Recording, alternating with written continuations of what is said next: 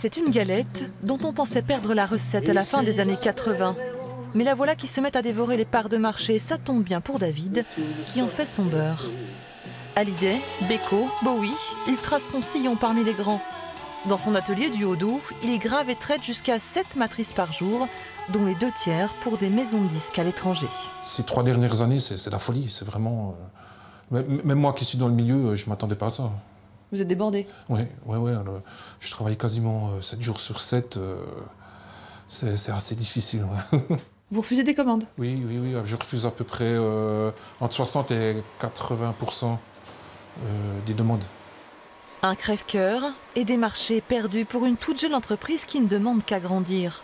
Née en 2012, Cutting Galvano Forming dégage des bénéfices depuis 3 ans. Mais une panne lui fait perdre 30 000 € l'an dernier. La solution, racheter une machine pour éviter que l'histoire ne se répète.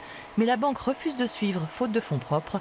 L'ancien DJ en appelle donc au financement participatif. Si vous avez 8-10 000 € en participatif, vous espérez convaincre les banques?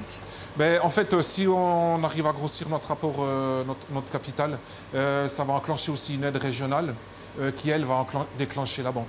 Dans l'idéal, il faudrait avoir une somme à peu près de 50-60 000 € pour pouvoir retaper la machine, l'installer, agrandir les locaux.